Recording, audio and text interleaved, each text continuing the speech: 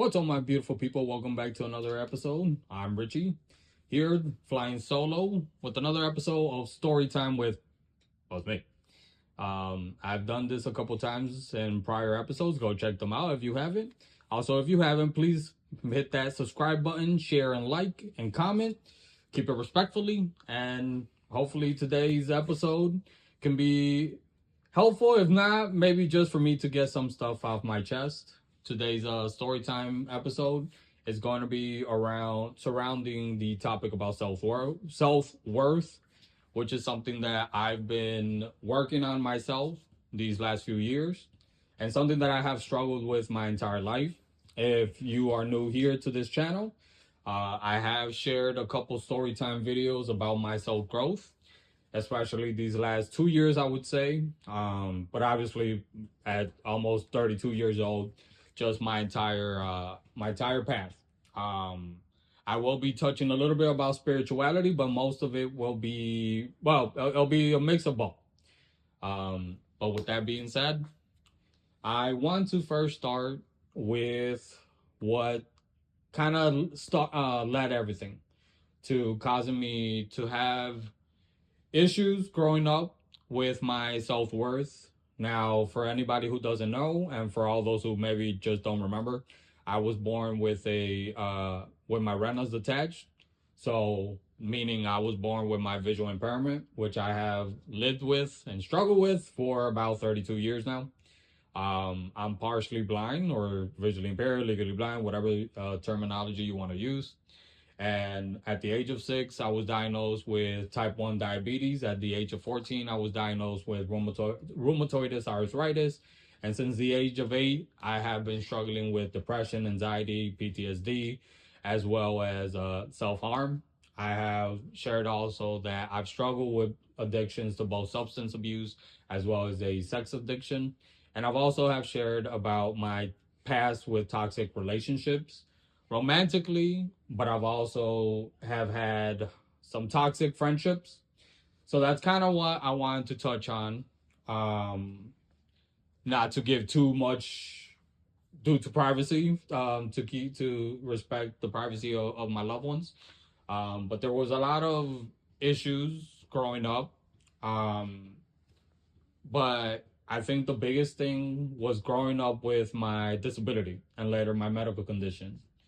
Um, my situation at school uh, was pretty hard because due to the fact that I had a disability, and then like I said later on, my diabetes, I needed a student aid by my side throughout the entire day.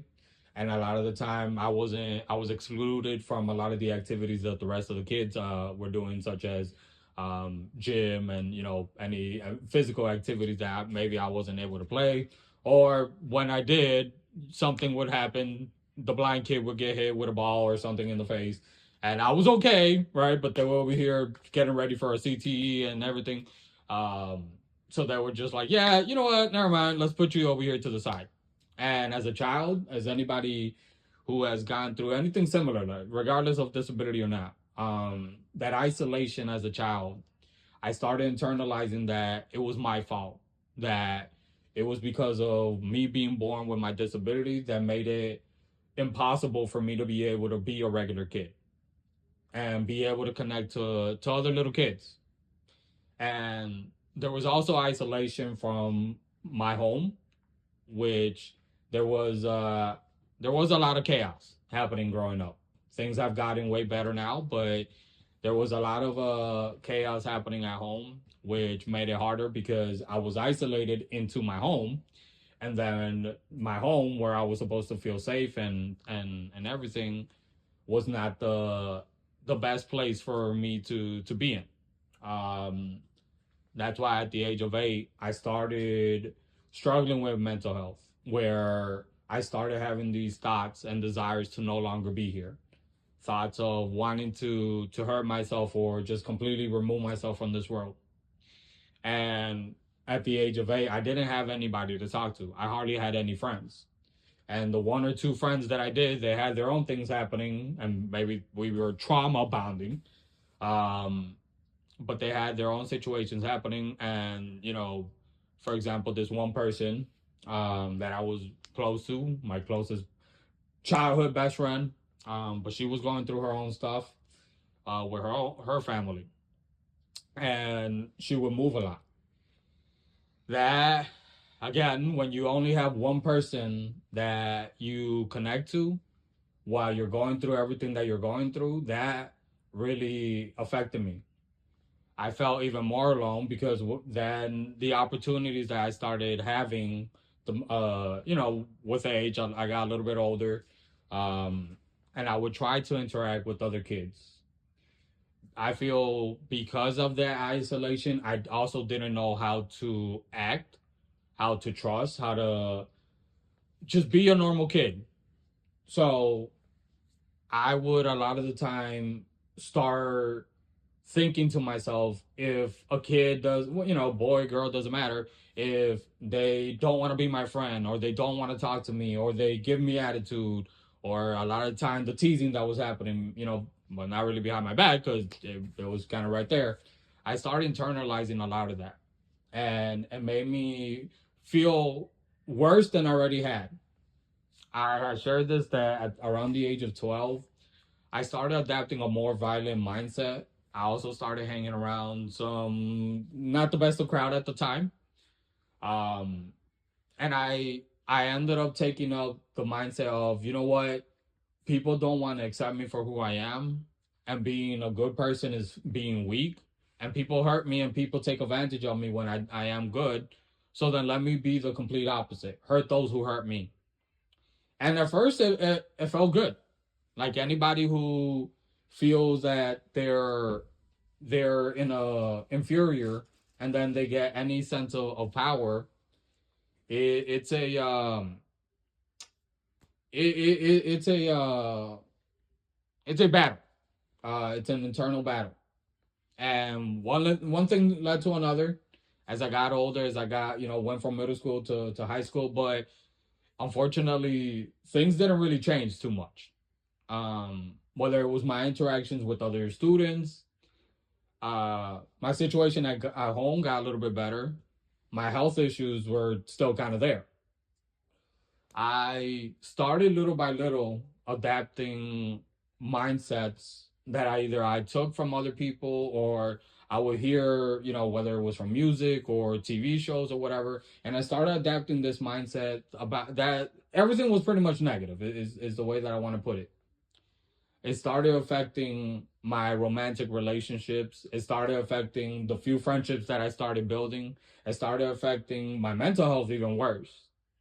Because whereas before I felt sad and I wanted friends, I started that started changing, because now I wanted friends, but the minute that people rejected me, I started feeling resentful. Or the friendships that I did form, when they would, let's say, disappoint me, or they just straight up would do something that would hurt me, again, the first thing in my mind was revenge. Get them back, hurt them, because at least that'll bring some relief to me, right? And as they say, hurt people hurt other people, but it doesn't heal you.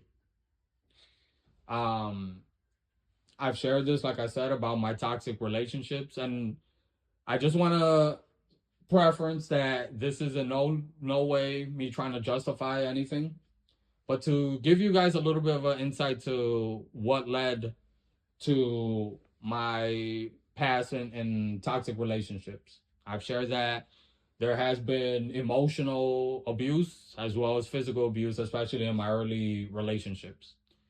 Um, it got to a point where I truly believe that controlling, manipulating, pushing people away, hurting women was the way that you show love. I believe that friendships, as long as you know you hurted them, people were gonna respect you. And the more and more I got deeper into my depression, the more and more I got deeper into the belief system and that feeling of loneliness and hopelessness. I went throughout my early 20s, kind of going through that. And I started little by little changing some of those old mindsets. And it wasn't until probably like, I would say 2024, when something big happened that I've shared in the past. And it was result of a many things that had accumulated over a span of 5 years. Um, since 2020 to 2024. I know it wasn't the pandemic, but it was a lot of things that started accumulating that in 2019 I felt that my life was finally coming together after a lifetime of feeling like, my life was just, it was shit. And in 2019, things finally started feeling like, things were getting together. I got my degree, my associate's degree. I was working a job. I was pursuing my bachelor's degree. I felt like I had a lot of things more, a better vision of a better tomorrow, of a better future. And like I said, one thing led to another. I moved out independently, and I've shared this story also in a different story time. I had a situation with a roommate, toxic roommate, that eventually led to, after my lease was done, that I was just like, nope, I'm not doing this. I'm not renewing it. I'm not gonna put up with this, or else I'm gonna end up behind bars. And unfortunately, that was just a start to other situations that happened, like a domino effect. And one thing that led to another, to, like I said, 2024 happened, where I made that decision. Now, this is kind of where the spiritual aspect of it comes, because that's when I decided that I needed to get closer to God and give myself to God. Of these last almost 2 years, since 2024, it's been a lot of work that I have done, both spiritually, but also just, the self work that I've done in my transformation, and acknowledging that my self worth, I've attached it to so many different things, so many different factors. I attached my self worth to the validation of women, and my self worth to the validation of other people, right? And never believing that I was worthy of anything. And when somebody believes that the worst in themselves, and they believe that they ain't worth, you can't really expect them to then, give love, to do right, to think right, to, do, well, yeah, to do right.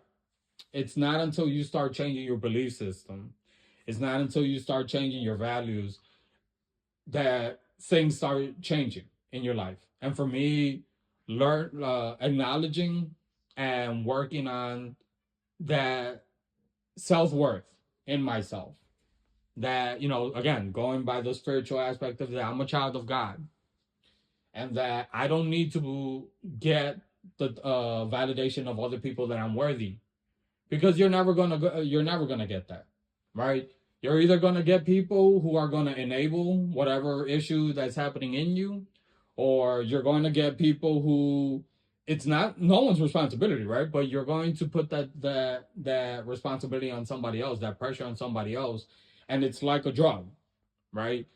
You get your fix, and then you go away, but then you get that urge again, that craving again, and then you go right back for the same thing. And it's not until you start building your own self-worth, detached from your romantic relationship, and I'm speaking for as a straight male myself, your body count, because that was one bullshit that I was fed to believe since I was little. I was the little boy that believed in, I was a hopeless romantic. But because of the society that I was living in and the people that were around me, I truly did believe that, real men, it's about having all these women. It's about how many women you sleep with. It's about the way that you treat women. It's about the way that other men respect you for the body count that you have, and all this bullshit that I truly did believe and carried with me. Even when I thought I had gotten rid of a lot of those old belief systems, or at least old lifestyles, a lot of that was still in me. And it wasn't until I started realizing and reflecting that I was still holding on to that, and it was holding on to me, and that was preventing me from moving forward. And I started changing a lot of that. I start and you know I want to I want to give the advice to anybody who's going through that, whether it's I don't know whatever you want to believe in. Again, I'm not here to preach anything spiritual, but if you are spiritual or you do have faith, turn to God, especially in those moments where you're struggling with your self worth.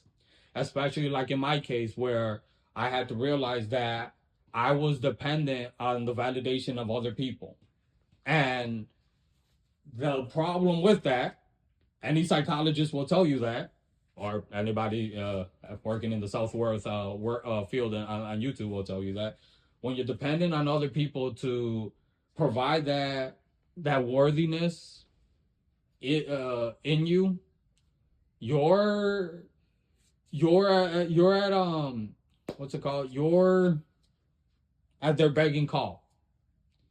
You're it's a situation that I wouldn't recommend. Is I guess the best way for me to put it, because everybody has their own thing that they're struggling with. Everybody has their own that they're going through, their own that they're dealing with, and having to then deal with the validation or the emotional baggage that somebody else is bringing is a lot of pressure. I've been on both sides because I've been the dependent, but I've also been in relationships with people who depending on me for that emotional regulation, that emotional carriage, and especially in an intimate relationship such as a I don't know whether it's a familial relationship, it's a platonic relationship, or a romantic relationship. It it's not gonna lead anywhere good because when you're dependent on somebody else, eventually it's going to start weighing on your relationship. For more importantly, it's going to start continue to weigh on you because for me, for example, I got to a point where I had to look at myself. I'm like, I'm depending on my friends, I'm depending on women, I'm depending on all this, and I felt so needy. And again, as you know, as society loves to remind us men that we're supposed to have all this already checked out and be self-efficient and all this other stuff and have no emotions and all this bull, right? It was hard for me to look myself in the mirror and accept that I had these issues that was caused by a lot of things that I didn't have control over. And I would be told, oh well, get over it basically. You're no longer in that situation. Yeah, but it's still in me. And it's hard to let go of things that was programmed into you.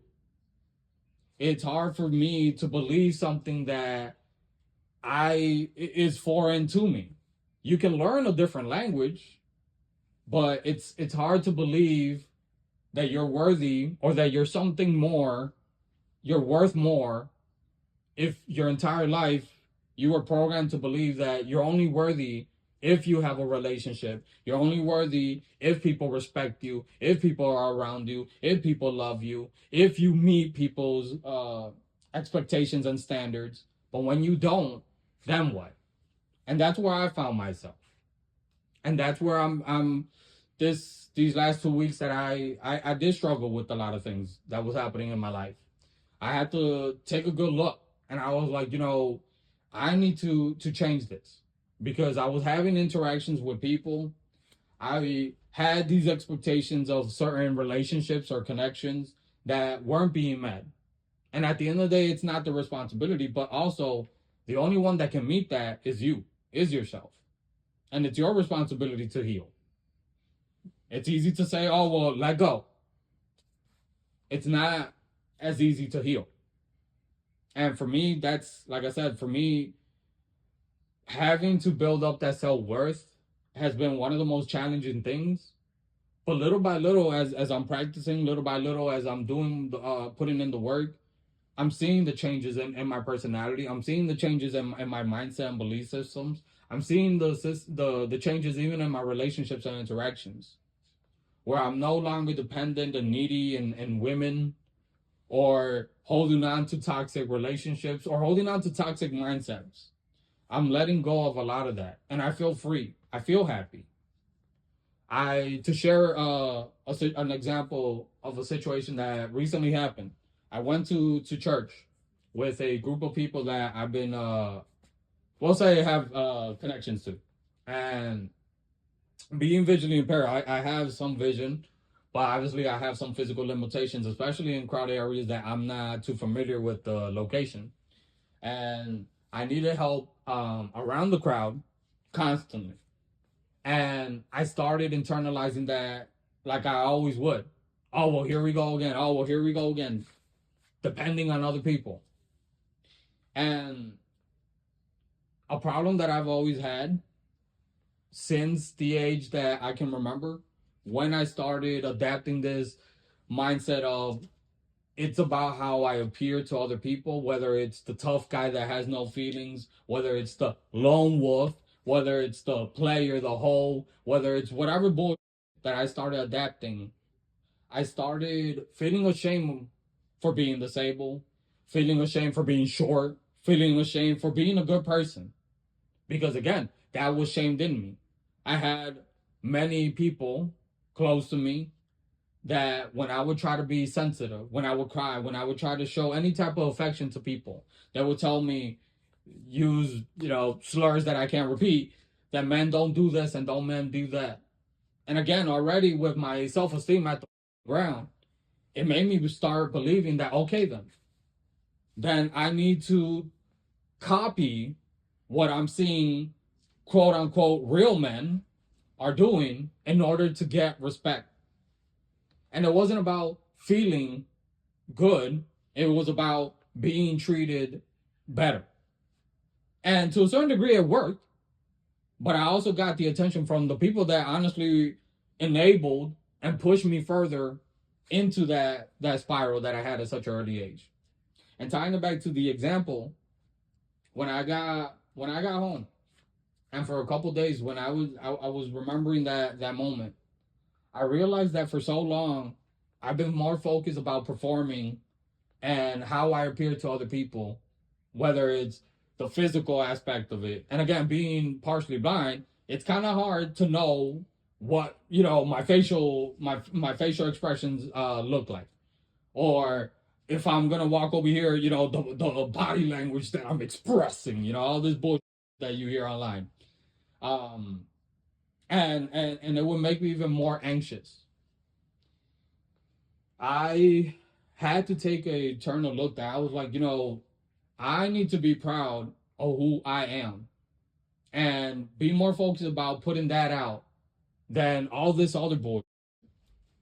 I need to be more focused and get my self worth and who I am than trying to get all these relationships. I need to work on who I am and my self worth by first starting to let go of all this other bullshit that I was fed to since I was young, whether it was by family members, whether it was by other kids around me, my age or older, whether it was by celebrities and media and all this bullshit that was telling me that a man or a valuable person is only worthy by this.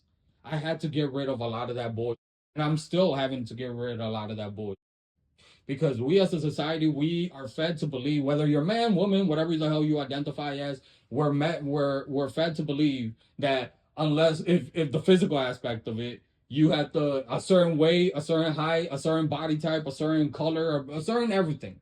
It'll define your self worth. A certain financial status will define a your self worth.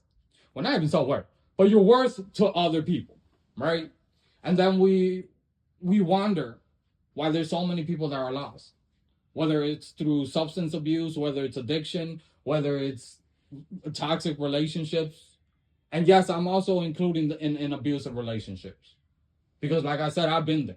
And I'm not saying that I'm speaking for every situation of that, but in my situation, I can say that I do know that my self worth was a big factor into what led me into a lot of those relationships.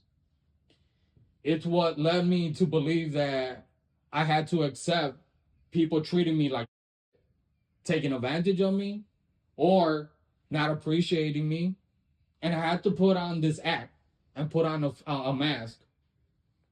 I shared this with Ian, my friend on the channel, that for so long I had to perform to be this like over sexualized dude And everything that I would talk about was sex, sex, sex, sex, sex, sex, sex. And when you're in your 20s, when you're in your late teens, you can get away with it. But life eventually will beat you down where it's like, God damn, I'm tired of talking about something that really doesn't matter to me. And that's where I got. Where I was like, this isn't who I am.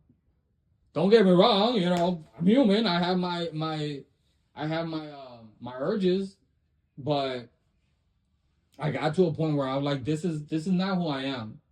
I adapted this aggressive personality, but this is not who I am. I adapted it to cope. I adapted it to protect myself from others. And it made me feel even more miserable. Because unfortunately, when you feed that insecurity, you're not able to distinguish enemy from loved one. And I heard it a lot of people that I loved and cared about. Whether it was because they made their own mistakes and hurted me, unintentionally or intentionally, I hurted them, or other individuals. And I had to look myself that who I am, as cheesy as it might sound. Hey, if you think that, well, this is not the channel for you. But that this is who I am. And I'm proud of it. That God put this heart that I have in me to love other people. Because when I was able to tune into that, I've been able to do some of the greatest things that I in my life. I was able to help other people. I was able to be there for other people. I was able to uplift people even when I felt like I was able to talk people out of doing horrible things to themselves. I was able to help people believe in themselves. So I know that when I tune in to that who I really am and I care for other people, that feels better than to try to continue on this facade of someone that I'm not. I'm not this over sexualized quote unquote player. I'm not this aggressive, personality that I try adapting for so long. I'm not this lone wolf because I do care about having intimate relationships and not those, but intimate relationships with friends, with family, with loved ones. But I've learned that I have to. The first thing is the work that I have to do in myself because I can't let others in if I'm holding on to so much of the past. Because ironically enough, a lot of the people that I'm trying to love now are also the people that hurted me at one point. And it's because I love them with all my heart. I've had to come to that point of forgiving and releasing whatever because we all make mistakes. And as easy as it sounds, it might sound like a cop out to some of you guys, but I believe it because I've hurted a lot of people. I hurted my best friend. I've hurted other friends. I've hurted relationships. I've hurted a lot of people who cared about me. Whether it was intentional or not, whether it was out of impulse or not, whether it was out of pride, whatever. And yet, people forgave me. Even in my lowest points, people believed in me and helped me to believe in myself, even, in those moments where I didn't. To believe that I was more than just this dude that was going around playing with women's hearts. I was more than this dude that believed that, I had to be this abusive, dominating piece of shit. People believed in me when I didn't. And that helped me. It helped me to believe that God is in me. And he has always been in me. Even when I turned against him. Even when I forsake him. He showed me grace. He blessed me. And he saved me.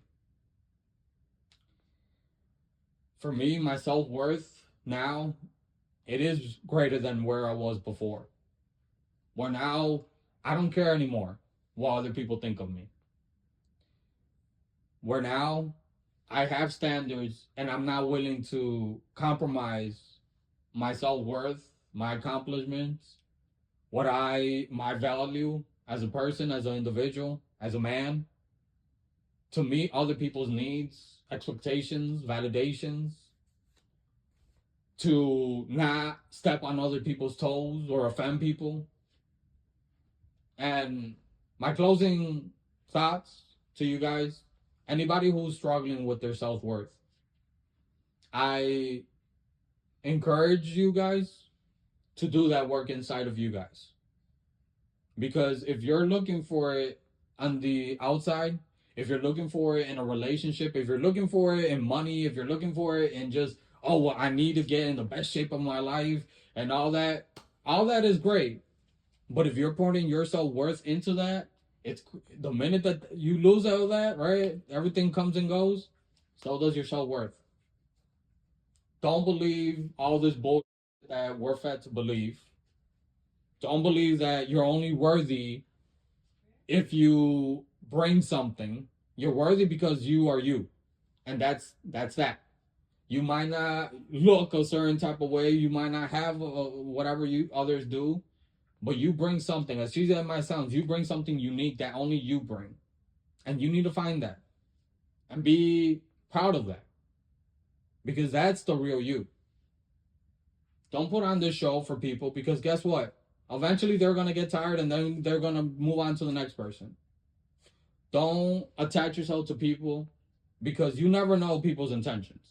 Because there are also hurt people that are willing to enable your hurt, but also use you. And again, leading to toxic relationships, whether romantic or familial or platonic or whatever. That codependency. Take it from somebody who has gone through a lot, as I've shared, whether it's addictions, struggles with my mental health, abusive and toxic relationships, familial, romantic, platonic. I've struggled with all of it. I've struggled with my faith. I've struggled with my health. And at the age of 32, I can say that I've gotten better at everything. I'm not perfect, and I'm not standing here pretending like I am. I'm bearing my soul to you guys, and hope that this can hopefully help somebody that maybe is going through something similar. Just don't lose hope, and don't lose yourself. Don't give yourself up. And if you grew up believing a certain belief system, it's never too late. But you need to make that decision of turning things around. Because at the end of the day, you are worthy.